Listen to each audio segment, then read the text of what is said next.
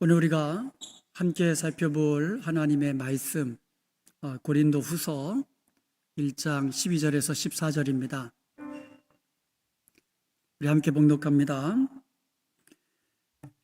우리가 세상에서 특별히 너희에 대하여 하나님의 거룩함과 진실함으로 행하되 육체의 지혜로 하지 아니하고 하나님의 은혜로 행함은 우리 양심이 증언하는 바니 이것이 우리의 자랑이라.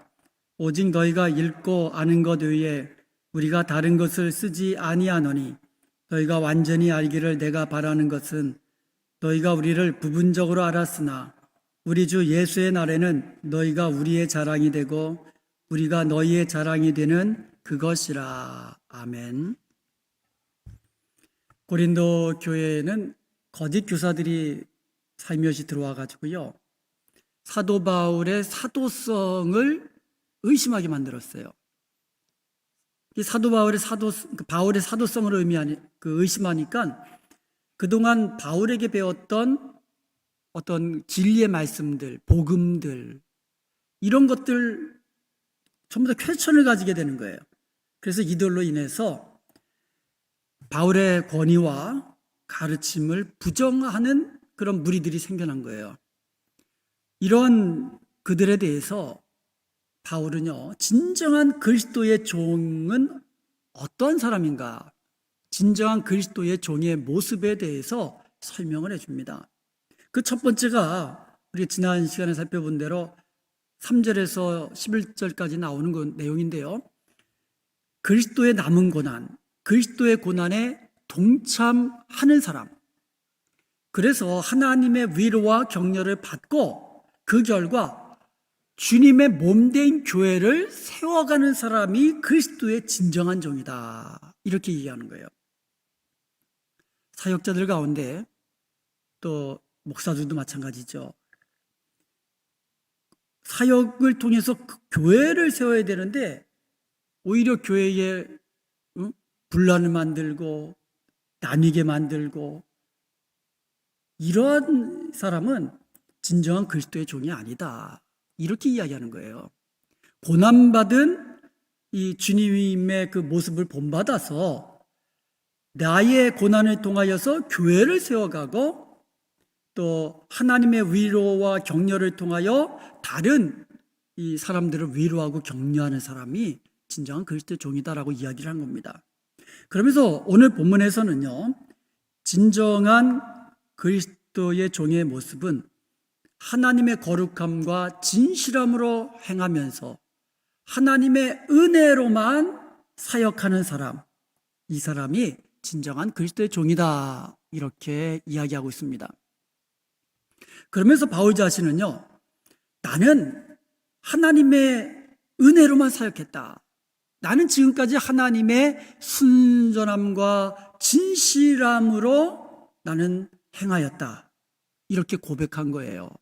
그 간접적으로 자신은 다른 거짓 교사들과 다르게 진정한 그리스도의 종이다라고 고백을 하는 겁니다. 고린도후서 1장 12절을 다시 한번 보겠습니다.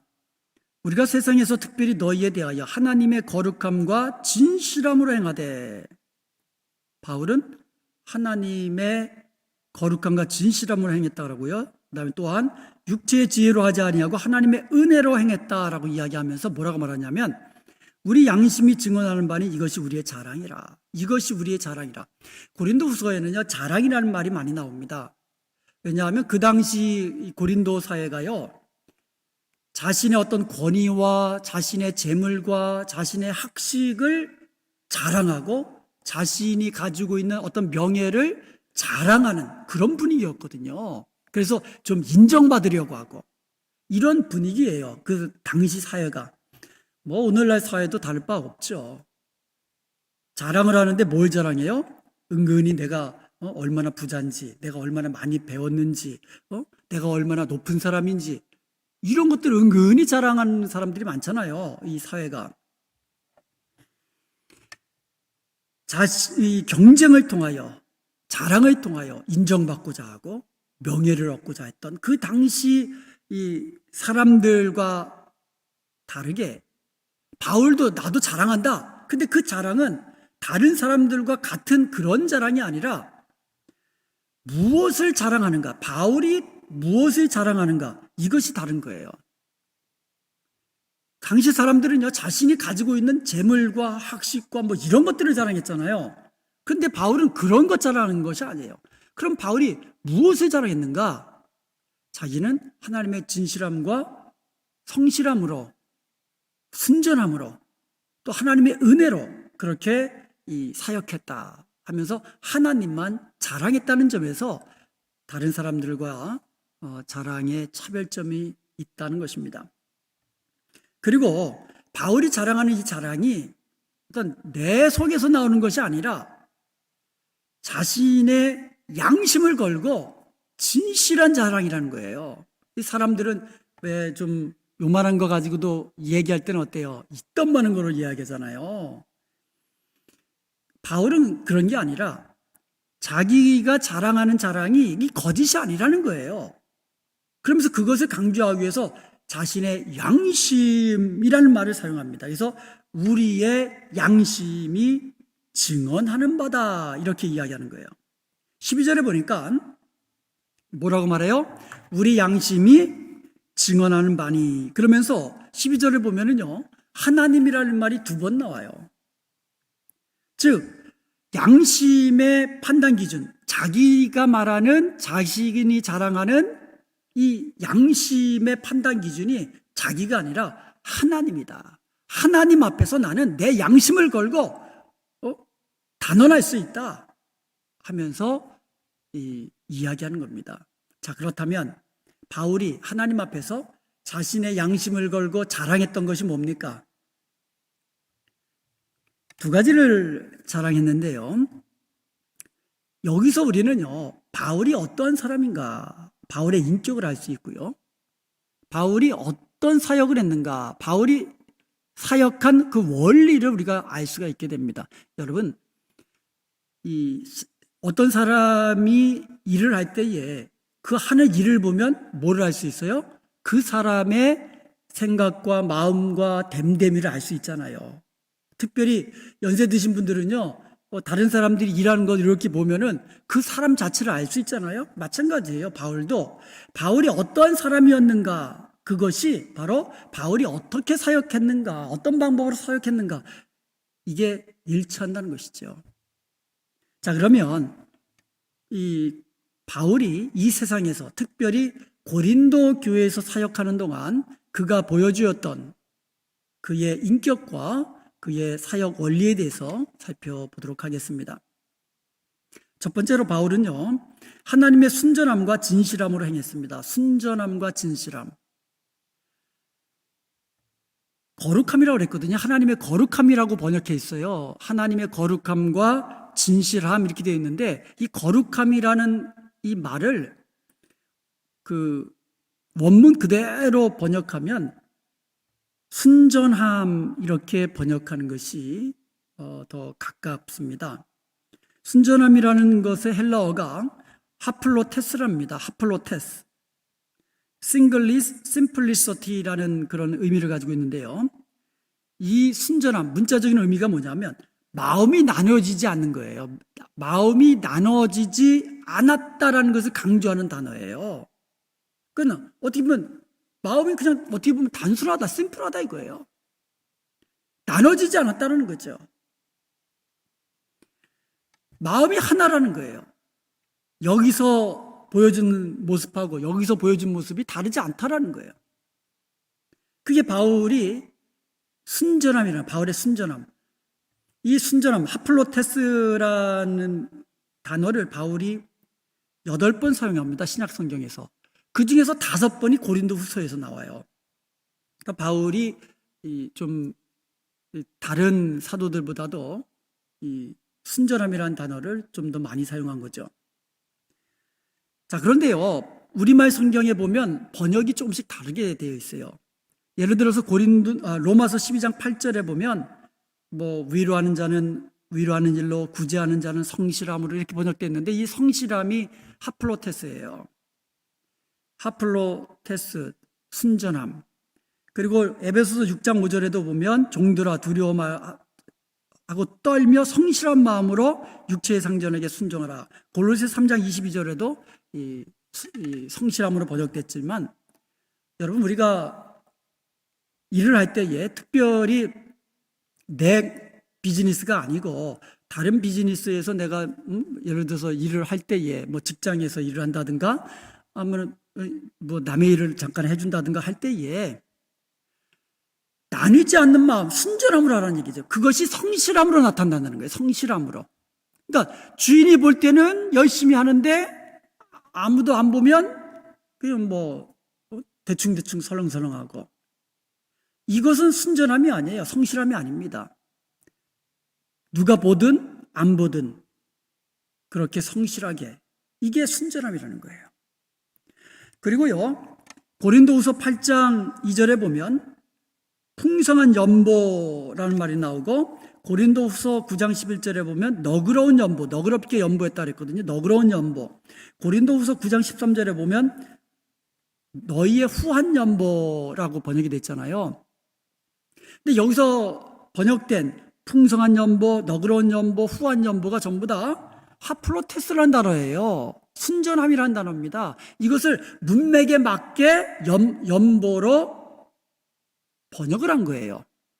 그러니까 예루살렘 교회가 굉장히 그 어려움을 겪으니까 이 고린도 교회에서 구제헌금을 보냈단 말이에요. 너그럽게 너그러운 구제헌금을 보냈어요. 풍성하게 보냈는데 그게 그들의 순전함이다라는 거예요. 순전함. 그러니까 우리의 순전함이 다른 사람을 도울 때에 풍성하게, 너그럽게, 후하게 돕는 것으로 나타난다는 것이죠. 그리고요, 고린도후서 11장 3절에 보면 뱀이 그 간계로 하와를 미혹한 것 같이 너희 마음이 그리스도를 향하는 진실함과 깨끗함에서 떠나 부패할까 두려워하노라. 여기서 보면요, 진실함과 깨끗함, 하플로테스라는 얘기입니다. 그런데 그리스도를 향하는 이렇게 번역되어 있는데 이게 원문에 보면 그리스도 안에 있는이라는 뜻이에요. 그러니까 그리스도 안에 있는 순전함에서 떠나 부패할까 두려워하노라, 이런 뜻이에요. 이 말이 뭡니까? 우리가 그리스도 안에 있는 순전함에서 떠나면 뱀이 하와를 유혹했을 때에 하와가 유혹에 넘어가잖아요. 그게 죄를 범하잖아요. 마찬가지로 우리가 그리스도의 순전함에서 떠나게 되면 죄의 유혹에 쉽게 넘어가게 된다는 거죠. 그래서 부패하게 되고 하나님을 대적하게 되고 넘어지게 되고 실패하게 되고, 그렇기 때문에 우리가 이 부패하지 않기 위해서, 죄를 이기고 유혹에서 이기기 위해서 우리 마음이 나뉘지 않아야 된다는 거예요. 그 마음, 그게 뭐예요? 순전함. 그리스도 안에 있는 순전함에 있어야 죄를 이기고 유혹을 이기고 믿음으로 살아갈 수 있다라고 말씀하는 겁니다. 순전함은 하나님의 성품이에요. 하나님은 순전하신 분이에요. 하나님은요, 이 사람에게는 이렇게 얘기하시고 저 사람에게는 저렇게 얘기하시고, 그게 아니잖아요. 모든 사람에게 공평하게 말씀하시는 거예요. 똑같이 대하시고요. 이 순전함은 이 하나님의 성품이에요. 순전함은 그리스도 안에 있는 겁니다. 우리가 그것을 본받아야 된다고 말씀하고 있어요. 바울은 하나님의 성품, 순전함의 성품을 본받아서, 그리고 하나님의 성품을 닮아가서 그렇게 사역에서도 그렇게 사역했다라고 고백하는 겁니다. 그러므로 우리는요, 하나님의 순전한 성품을 닮아가야 되고요, 무슨 일을 할 때에도 순전함으로 행해야 되는 거죠. 말과 행동이 같아야 되고요, 마음이 이랬다 저랬다 하면 안 되죠. 내가 기분 좋다고 그냥 허허 괜찮아 똑같은 사항인데 내가 기분 나쁘다고 해서 어떻게 그럴 수가 있느냐고, 이 사람한테는 허허 괜찮아 이 사람한테는 어떻게 네가 그럴 수 있느냐, 이게는 나뉜 마음이 나뉜 거예요. 순전한 게 아닙니다. 그래서 우리가요, 하나님의 순전함, 그것을 본받아 가야 되고요, 무슨 일을 행할 때에도 하나님의 순전함으로 행할 수 있어야만 합니다.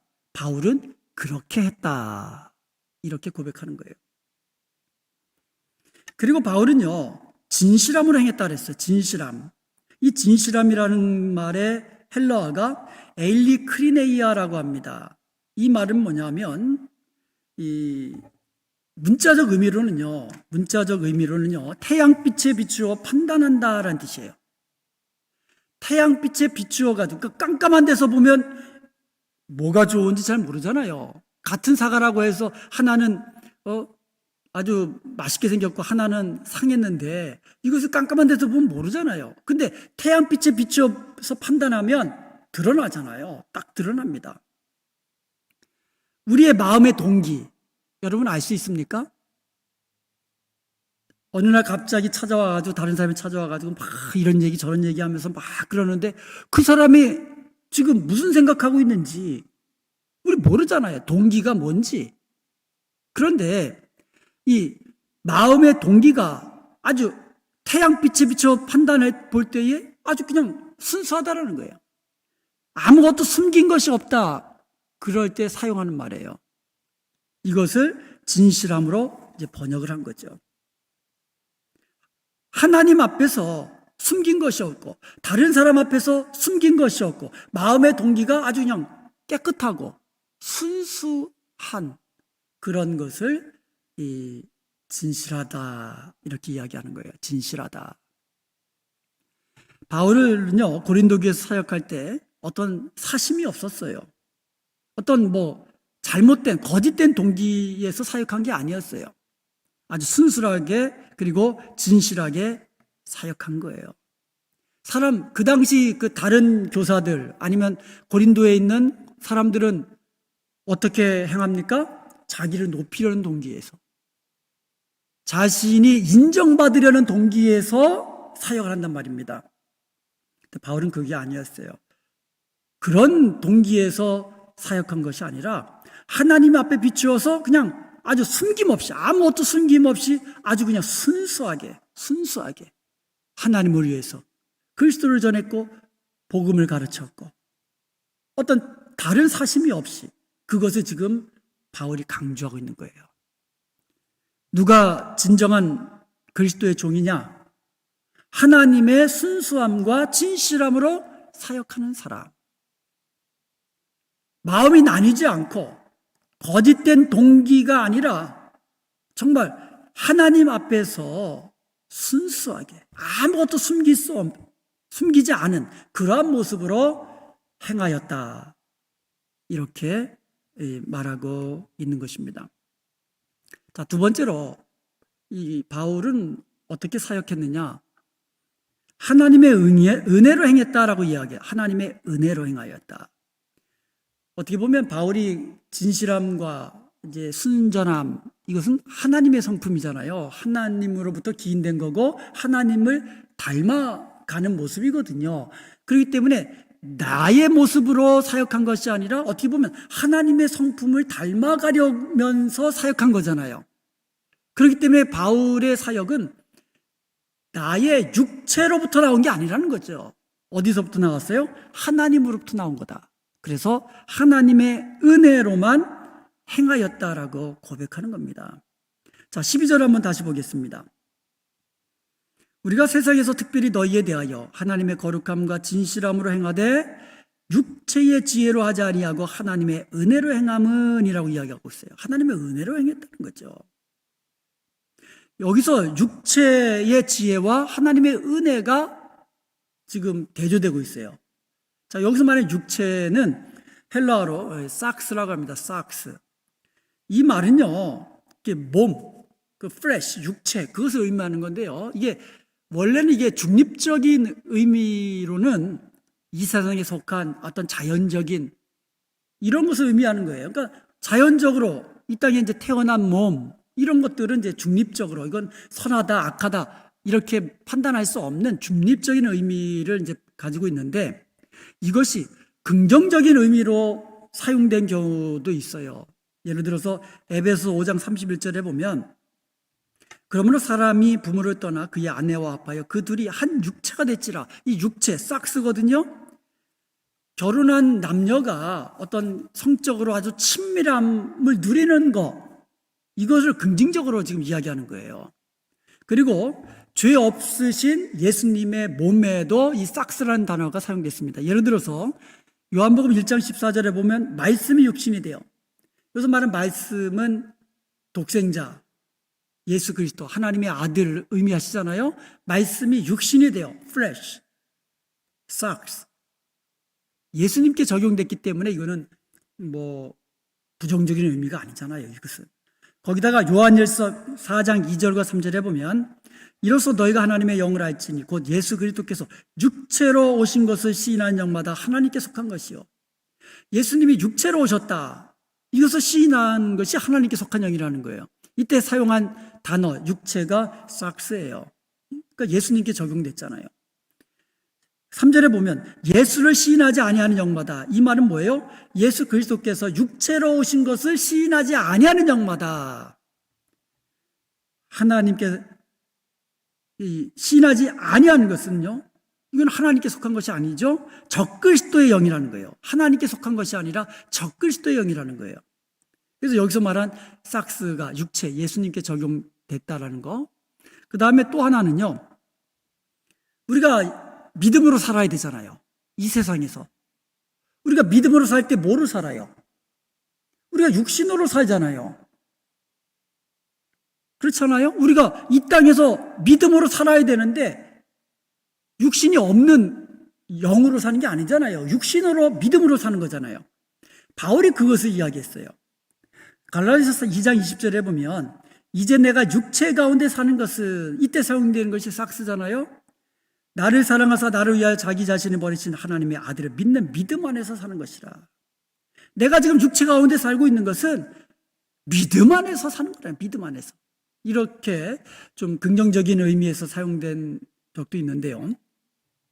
그런데 일반적으로 이 삭스가요, 자신이 판단하고 행하는 것을 언급할 때는 부정적으로, 이게 부정적 의미로 사용이 됩니다. 어떤 이 자신의 판단, 이것을 의미할 때는 이것은 이 부정적인 의미로 사용된다는 거죠. 믿음에서 나온 것이 아니라 나 자신, 나의 육신. 그래서 육신의 지혜란 말이잖아요. 나의 지혜란 얘기, 육신의 지혜란 얘기는 결국 내 지혜란 뜻이에요. 그러니까 나를 의미할 때, 나에게서 나온 판단, 나에게서 나온 뭔가를 의미할 때 이것은 이 부정적인 의미로 사용된다는 거죠. 이것은요, 믿음이 아니고요, 하나님을 대적하는 인간의 죄악된 본성에서 나온 거란 얘기죠. 하나님을 기쁘시게 하지 못한다 할 때에, 이때는 이때 사용되는 육체는 전부 다 부정적인 의미란 거죠. 당시 다른 교사들의 자랑이 바로 육체의 지혜였어요. 자기를 자랑하는 거예요. 자기가 얼마나 어떻게 보면 많은 것을 가졌느냐, 많은 것을 했느냐, 많은 것을 하고 있느냐, 자기가 얼마나 높은 사람이냐, 이런 것들을 자랑하잖아요. 육체적인 이 지혜, 육체적인 것을 자랑하거든요. 자기를 자랑하거든요. 근데 바울이 자랑하는 것은 그게 아니거든요. 바울은 어떤 것을 자랑했어요? 하나님을 자랑했어요. 그래서 하나님의 은혜로만 행한다고 그렇게 고백한 겁니다. 이것이 다른 거짓 교사들과 차이라는 거죠. 진정한 그리스도의 종이라면 자기 지혜와 자기 능력으로 행하는 것이 아니라 잘못된 동기와 어떤 이익을 얻으려고, 이익을 취하려고 행하는 것이 아니라 순전함과 진실함으로 행하고 하나님의 은혜로만 행하는 사람이 하나님의 진정한 종이다. 내가 바로 그렇게 너희들에게 행하였다. 이것은 어떤 내 판단이 아니라 하나님 앞에서 내 양심을 걸고 내가 자랑하는 거다 라고 이야기하고 있는 것입니다. 자, 특별히 너희를 향하여 그랬거든. 특별히 고린도서 1장 12절에 보세요.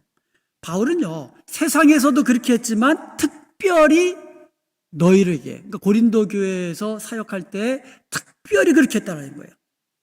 이것은 우리가요, 하나님의 진실함과 하나님의 순전함으로 우리가 행하고 하나님의 은혜로 행하는 것은요, 교회 안에서만이 아니라 세상 가운데서도 동일하게 적용되어야 되는 것을 알 수 있죠. 바울이 그랬거든요. 세상 가운데서도 그렇게 했다는 거예요. 그런데 특별히 너희에게 그렇게 했다라고 이야기합니다. 고린도 교회는요, 바울이 2차 선교 여행 중에 개척해가지고 약 18개월 동안 거기서 머물면서 복음 전하고 가르치고 또 제자를 삼고 양육하고 아주 바울이 사랑과 정성을 쏟았던 교회거든요. 하나님의 순전함과 진실함으로 그렇게 하나님의 은혜로 최선을 다해서 섬겼던 그러한 교회다. 그러면서 그렇게 이야기하는 거예요. 나는 너희들에게, 고린도 교회에서 나는 너희에게 사역할 때에 마음에 어떤 사심도 없었다. 하나님 앞에서 정말 거짓 없이 순전한 동기에서 나는 사역했다 라고 지금 강조하는 거예요. 그러면서 편지도 똑같다라고 언급하는 거예요. 내 편지에 대해서도 아무것도 감춘 것이 없다라고 이야기하는 거예요. 바울이요, 고린도 전서 썼죠.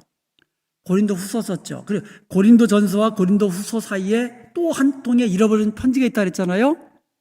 눈물의 편지. 지금 남아있지 않지만 우리가 고린도 전서와 고린도 후서 사이에 눈물의 편지가 또 있다 그랬어요. 이런 편지들이 아무것도 감추어진 것이 없이 정말 내 마음을 그냥 그대로 드러내 보인 것이다. 이렇게 지금 이야기하고 있는 거예요. 그래서 고린도후서 1장 13절 한번 보겠습니다. 14절하고.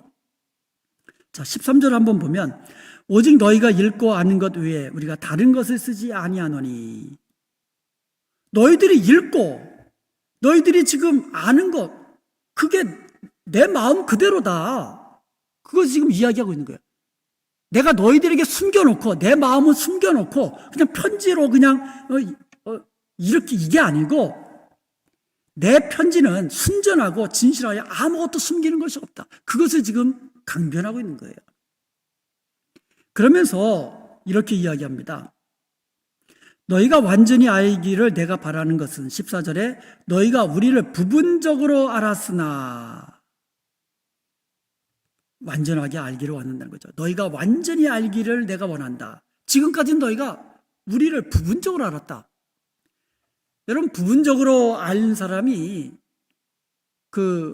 누구를 온전하게 판단할 수 있습니까? 그렇지 않잖아요. 너희들이 지금까지 우리를 알고 있는 것이 부분적으로 아는 거다. 그런데 내가 원하는 것은 너희들이 우리를 완전하게 알기를 원한다 라고 이야기하는 거예요. 자, 그러면 성도들이 완전하게 알기를 원하는 내용이 뭐냐? 너희들이 지금까지 우리를 부분적으로 알았는데 완전하게 알기를 원한다. 그럼 그 완전하게 알기를 원하는 내용이 14절입니다. 다시 한번 14절을 보면은요, 그 내용이 뭡니까? 우리 주 예수의 날에는 너희가 우리의 자랑이 되고 우리가 너희의 자랑이 되는 그것이라. 성도들이 알기를 원하는 두 가지. 뭡니까? 너희가 우리의 자랑이 되고 우리가 너희의 자랑이 되는 것. 바울과 함께한 이 사역자들이 고린도 교회의 자랑거리가 되기를 원한다는 거죠. 바울은요, 하나님의 은혜로만 사역했죠. 그리고 하나님의 순전함과 진실함으로만 사역했죠. 그런 바울의 사역자들을 통해서 복음을 듣고 복음의 말씀을 배우고 복음에 순종한 이 성도들에게 바로 우리가 자랑이 되고 싶다. 또 반대로 성도들 또한 바울과 함께한 사역자들의 자랑거리가 되기를 원한다는 거죠. 여러분, 사역자들이요, 그 사역자들이 어떤 사람인가는 그 사역의 열매를 통해서 나타납니다. 그런데 그 사역의 열매가, 바울의 사역의 열매가 누구예요? 고린도 교회 성도들 아닙니까? 그래서 지혜로운 사람 같으면 자신의 사역의 열매를 어떻게 하겠어요? 자랑하겠죠. 그러니까 어떤 목사님들은요, 어디 밖에 나가서 이렇게 이야기할 때, 뭐 같은 이제 목사들과 이야기할 때 자기네 교회 흉보고 자기네 교회 성도들 그냥 막 잘못 이야기하는 분들도 있어요. 그 뭐 하는 거예요? 누워서 침 뱉는 거죠. 누워서. 그렇죠. 누워서 침 뱉는 거죠.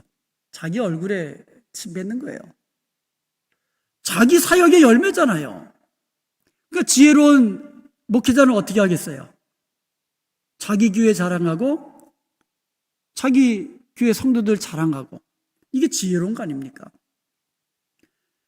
그래서 제가 좀 지혜롭잖아요. 그래서 저는요, 어디 가서 이야기할 때 우리 교회 장로님들, 우리 교회 권사님들, 우리 교회 성도님들, 우리 교회 자랑 많이 합니다. 흉만 안 봐요.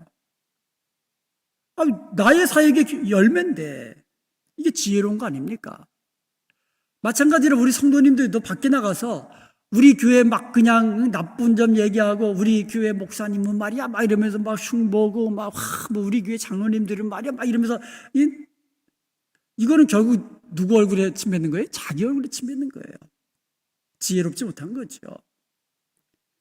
그런데요, 이게 언제 완전하게 이것이 드러나기 원한다는 거예요? 우리 주 예수의 날에는, 우리 주 예수의 날에는. 우리가 예수님 앞에, 우리 주 예수의 날은 어떤 날이에요? 우리 주님 예수님 재림에서 심판하시는 그 날이잖아요. 그때는요, 숨겼던 것이 다 드러나거든요.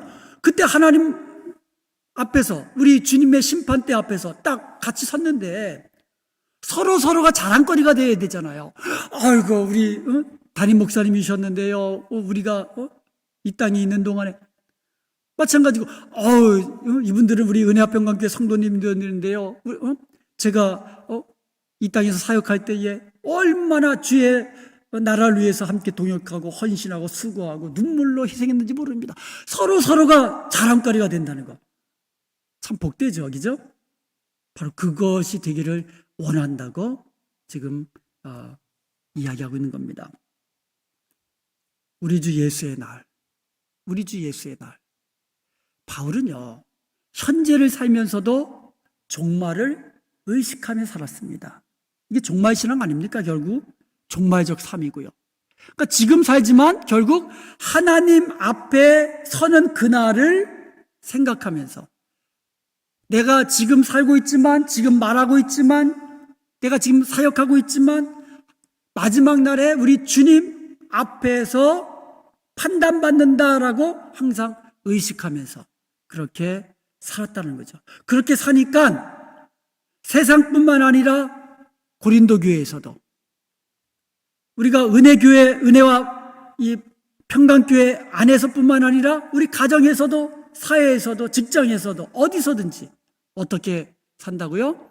하나님 닮아서 순전함과 거룩함으로 산다라는 거죠.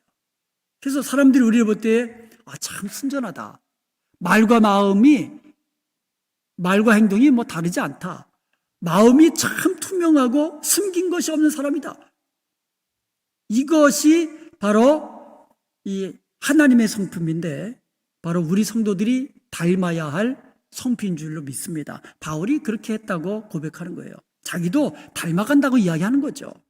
그리고 또한 일을 할 때에도 세상적 동기가 아니라 내가 높임받기 위해서, 인정받기 위해서, 우리가 인정받기 위해서 일하는 게 아니거든요. 어떻게 해요?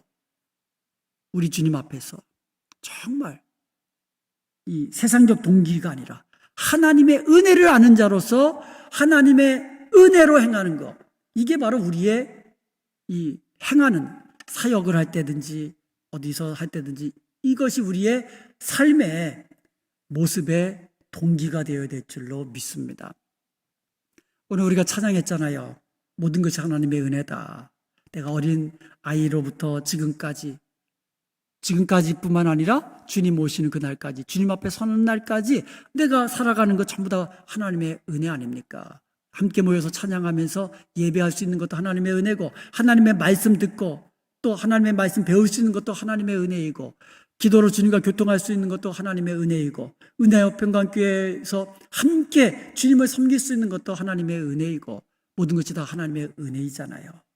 여기서 우리가 뭐 다른 사람보다 내가 좀 더 인정받고 뭐 높임받고 이것이 우리의 삶의 동기가 되어서는 안 될 줄로 믿습니다.